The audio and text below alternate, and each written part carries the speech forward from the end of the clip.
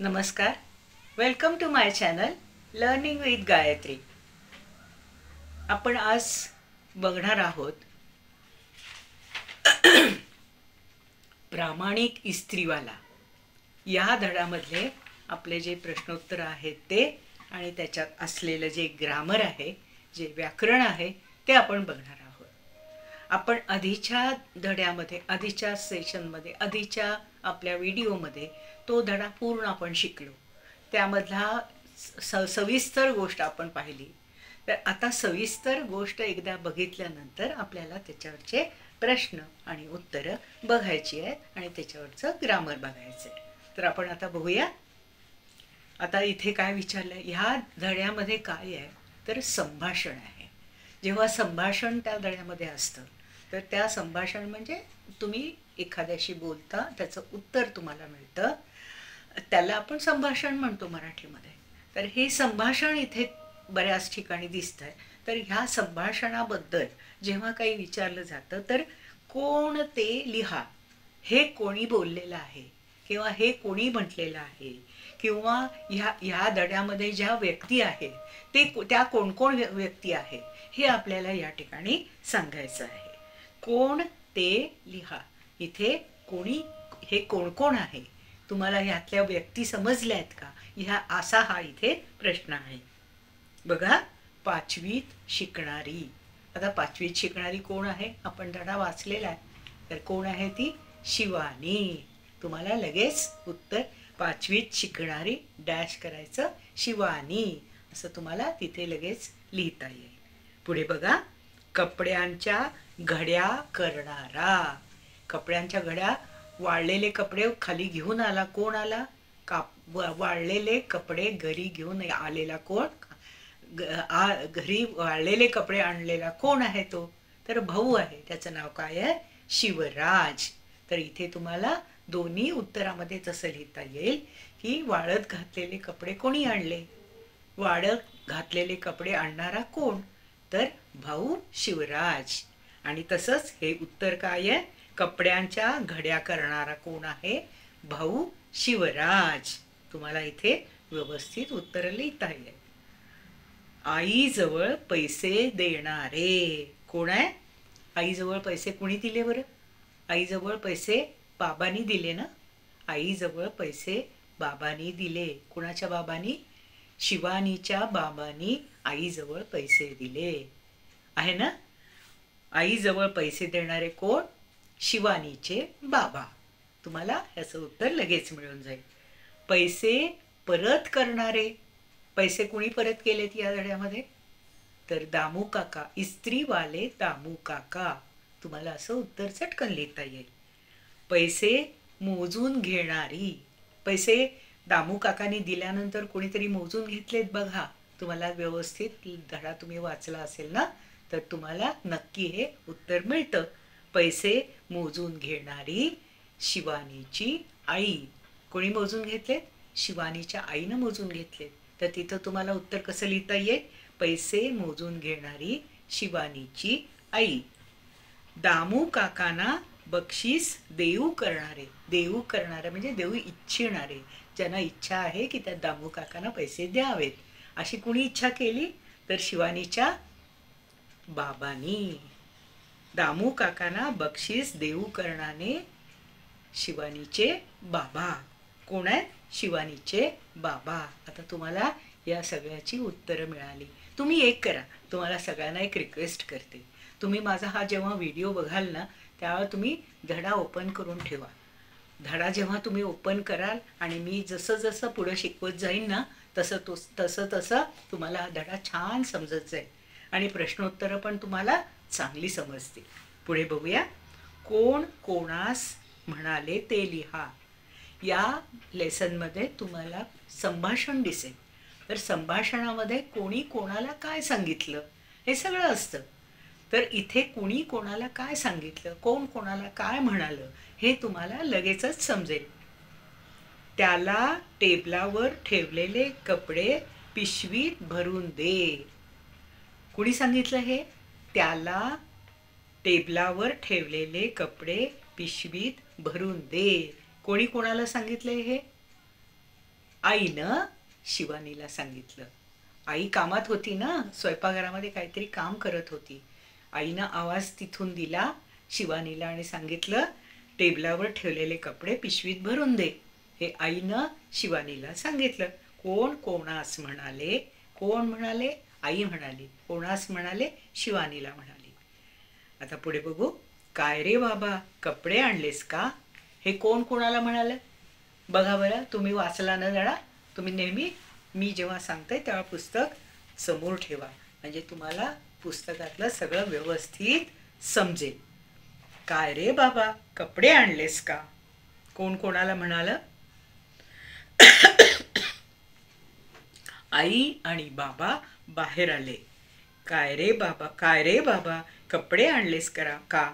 जरा वैतागूनच आईने विचारले. कोणी विचारले?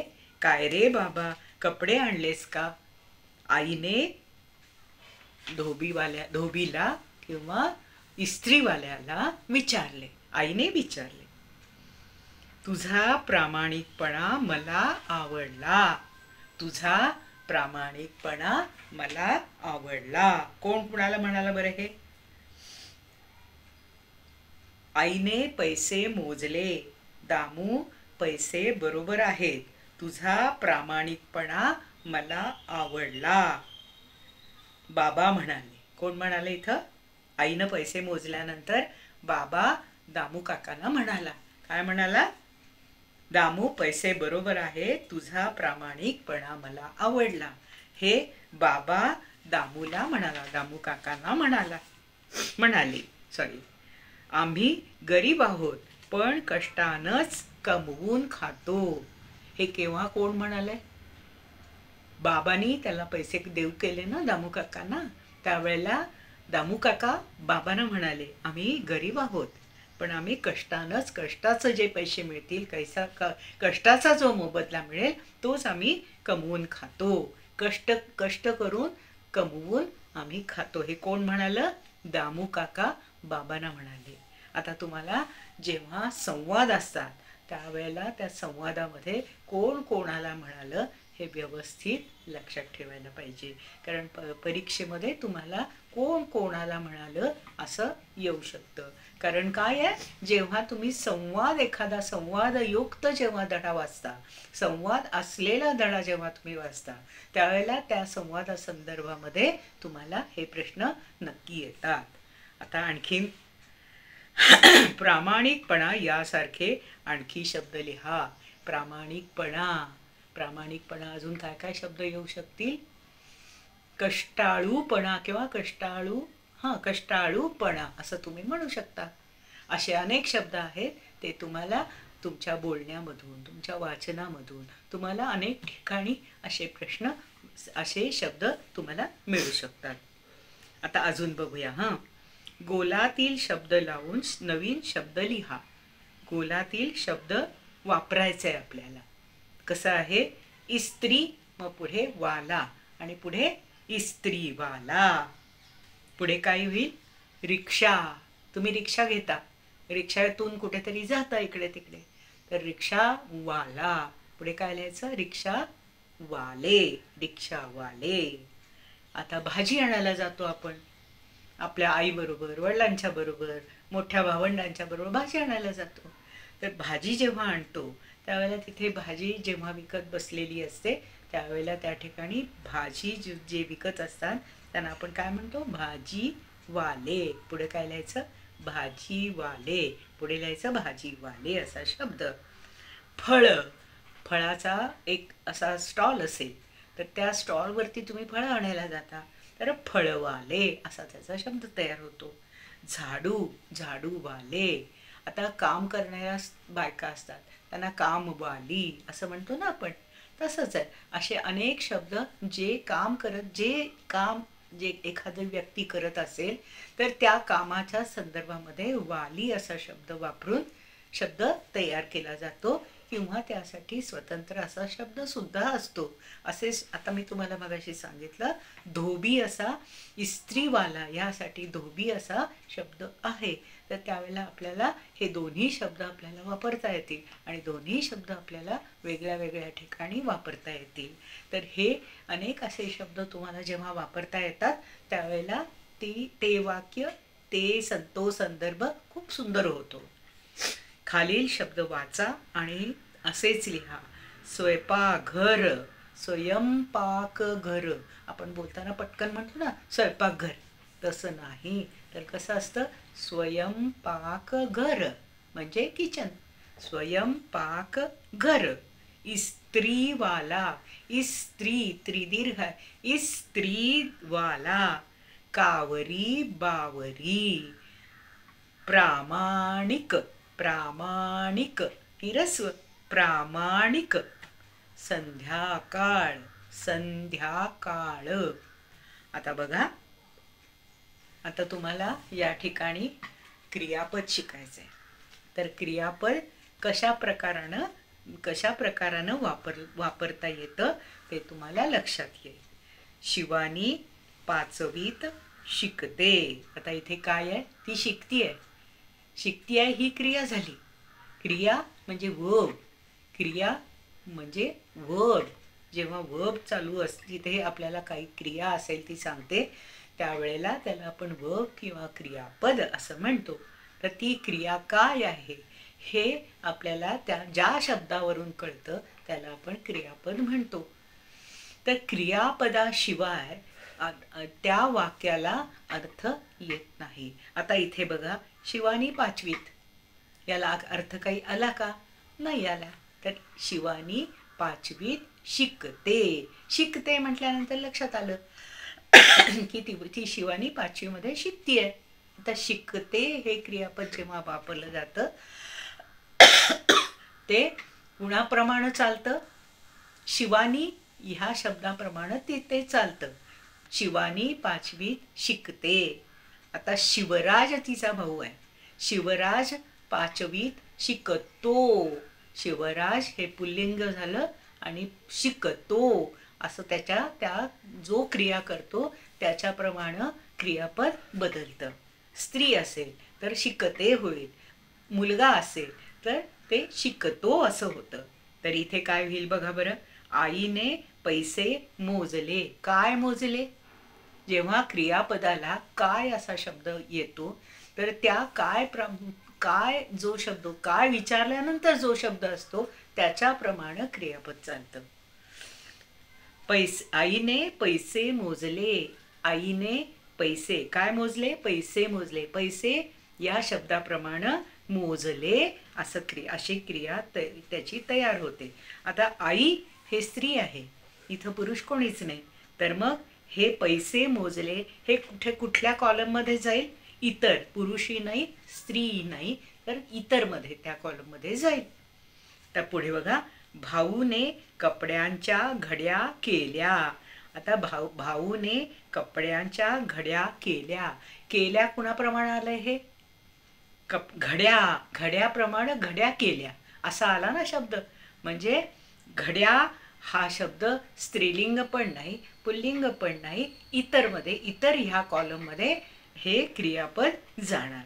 क्रिया करणारी व्यक्ती कोण आहे? इतर व्यक्ती आहे. आणि क्रिया कोणची आहे? केल्या. केल्या असं क्रियापद येणार. तर क्रियापदाच्या ठिकाणी काय येईल? क्रियापदाप्रमाणे काय येईल? केल्या हे क्रियापद येईल. आणि कोणाप्रमाणे हे चाललंय त्याचं ती व्यक्ती कोण आहे तर इतरमध्ये जाईल. बाबांनी आईला पैसे दिले. आधीच आपण बघितलं पैसे मोजले.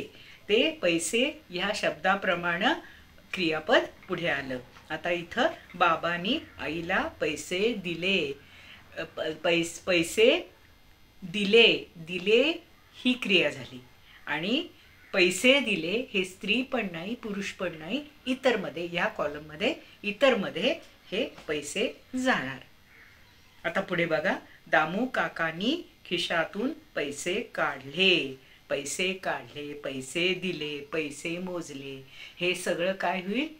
पैसे ह्याप्रमाणे क्रियापद येणार. म्हणून क्रियापद काय आहे? दामू काकांनी खिशातून पैसे काढले. काढले हे क्रियापद येईल. आणि ती देणारी किंवा ती क्रिया करणारी कोणची काय शब्द आहे तो? तर पैसे. पैसे दिले याप्रमाणे क्रियापद येणार. पिल्लू घरट्यात बसले. पिल्लू बसले. कोण बसलं? पिल्लू बसले. घरट्यात बसलं. मग बसले हे क्रियापद येईल. आणि क्रिया कुणी केली? पिल्लू. पण पिल्लू हे काय आहे? स्त्री पण आहे किंवा पुरुष आहे हे आपल्याला माहिती नाही. तर त्याप्रमाणे तिथे ते इतर मध्ये जाईल. आता इथं तुम्हाला समजलं की क्रियापद आणि जे क्रिया करतं याचा संबंध कसा असतो. आता पुढे बघा. खालील वाक्यातील अधोरेखित नामाचे लिंग ओळखा. प्रश्न तक्ता तर्क तयार करून आपल्याला तिथे लिहायला त्यांनी सांगितलेलं आहे. तर इथे काय आहे? लिंग या संदर्भामध्ये मी एक स्वतंत्र व्हिडिओ तयार केलेला आहे. तो स्कॉलरशिपसाठी केलेला होता. त्याच्यामध्ये तुम्हाला सविस्तर लिंगबद्दल सविस्तर माहिती मिळेल. तर तो जरूर तुम्ही बघा. आणि इथे पण मी तुम्हाला सांगते की लिंग म्हणजे काय असतं. तर लिंग पुरुष पुल्लिंग, स्त्रीलिंग आणि नपुसकलिंग. मराठीमध्ये असे 3 लिंग आहेत. तर मराठीमधले कावळा झाडावर राहतो. कावळा राहतो. राहतो कावळा हा इथे काय सांगितला? पुल्लिंग. झाडावर राहतो. कावळा ह्याप्रमाणे त्याचं क्रियापद चालतं. रेशमाने पत्र वाचले. पत्र ह्याप्रमाणे वाचले हे क्रियापद तयार होतं. पत्र वाचले. पोस्टमनने पत्र दिले. काय दिले? पत्र दिले. पत्र ह्या शब्दाप्रमाणे त्याचं क्रियापद चालतं. मायाने पाकिट उघडले. पाकिट ह्या शब्दाप्रमाणे त्याचं क्रियापद होतं. मायाने दार उघडले.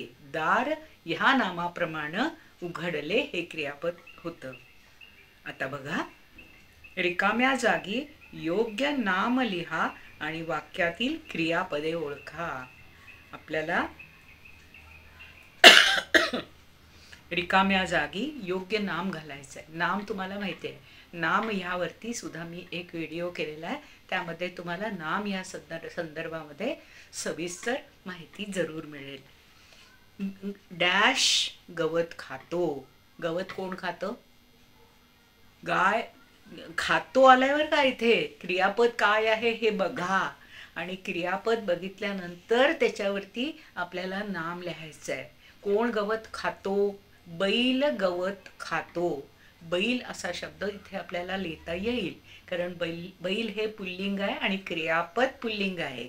जेव्हा क्रियापद पुल्लिंग आहे आणि तुम्हाला नाम लिहायचं आहे त्यावेळेला क्रियापदाचं लिंग कुठलं आहे लक्षात घ्या आणि त्याप्रमाणे नाम लिहा. आता इथे कसं आहे बघा. गवत खातो. खातो हे पुल्लिंग आहे. तर पुल्लिंग त्याप्रमाणे आपल्याला इथे नाम निवडायचं आहे. तर मग आपण इथे बैल गवत खातो असं लिहू शकतो. पत्र लिहिते. लिहिते ते स्त्रीलिंग आहे. हे आपल्याला वाचल्यानंतर लगेच लक्षात येतं. पत्र लिहिते. कोण पत्र लिहिते? ताई पत्र लिहिते असं लिहू शकता. तुम्ही एखाद्या मुलीचं नाव लिहू शकता. आई पत्र लिहिते असं लिहू शकता. स्त्रीलिंग कुठलंही तिथे नाम तुमचं यायला हवं. इथे कसं आहे बघा. पत्र लिहिते ते तिथे क्रियापदामध्ये आपल्याला लक्षात येतं की हे क्रियापद स्त्रीलिंग आहे. स्त्रीलिंग नामाला लागणारं क्रियापद हे आहे. त्याप्रमाणे नाम लिहिताना स्त्रीलिंग शब्द जो असेल तो आपल्याला लिहायचा. आता पुढे बघा. पुस्तक वाचतो. वाचतो हे काय झालं? पुल्लिंग झालं. आता आपल्याला डॅश पुस्तक वाचतो. आता डॅशमध्ये तुम्ही काय लिहिणार? दादा पुस्तक वाचतो. शिवराज पुस्तक वाचतो. इथे आई पुस्तक वाचतो होणार नाही. ताई पुस्तक वाचते होणार नाही. कुसुम पुस्तक वाचते असंही नाही होणार. तर इथे काय होणार? कुसुम आलं तर पुस्तक वाचते असं होईल. आणि ताई असेल तर पुस्तक वाचतेच होईल. तर दादा आला तर पुस्तक वाचतो असं होईल. पण जेव्हा पुस्तक वाचतो असा आपल्याला शब्द दिला असेल तर त्या ठिकाणी आपल्याला काय लिहायचं? दादा पुस्तक वाचतो, रमेश पुस्तक वाचतो असं आपल्याला तिथे लिहावं लागेल. आता पुढे बघा, गवत खाते. आधी आपण बघितलं गवत खातो. आता इथं काय? गवत खाते. काय इथं येईल? गाय गवत खाते. गाय हे स्त्रीलिंग आहे तर आपल्याला गाय इथे आपल्याला असं लिहिता येईल. ते डॅश सुंदर आहे. ते काय येईल? इथं नपुसकलिंग आलं. ते म्हटल्यानंतर नपुसकलिंग आलं तर इथे आपल्याला काय लिही? ते चित्र सुंदर आहे. ते चित्र सुंदर आहे. ते आलं की आपल्याला लक्षात येईल की इथं नपुसकलिंग आहे. ते डॅश मोठे आहे. ते घर मोठे आहे. असं आपल्याला ते घर असं होईल.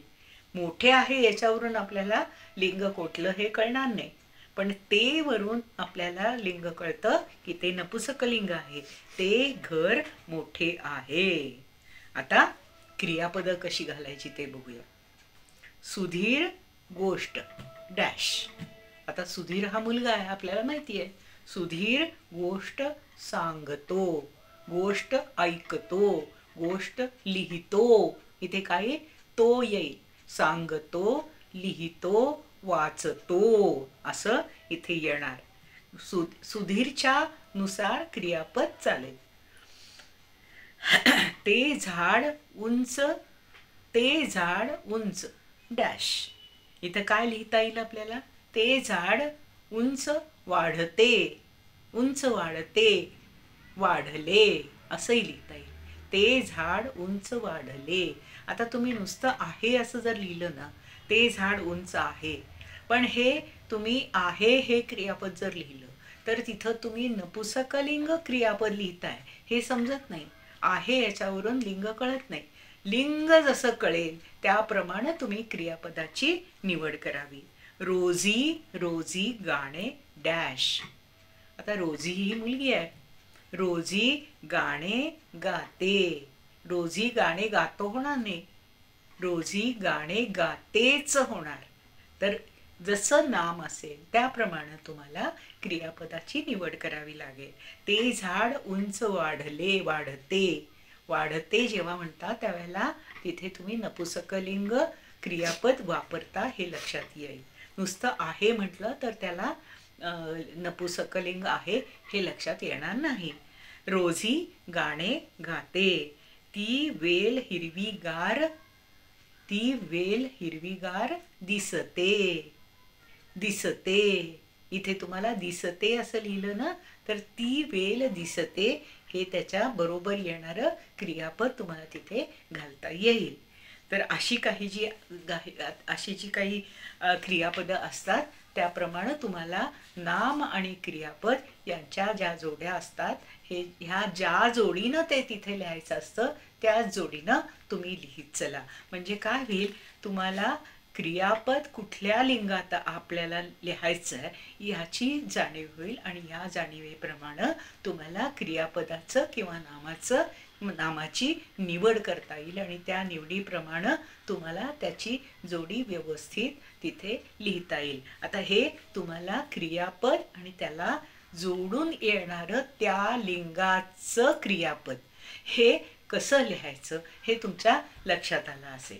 तर आजचं हे सेशन, आजचं हे डिस्कशन तुम्हाला कसं वाटलं मला जरूर सांगा. माझ्या चॅनलला लाईक करा, सबस्क्राईब करा आणि शेअर करा. थँक्यू.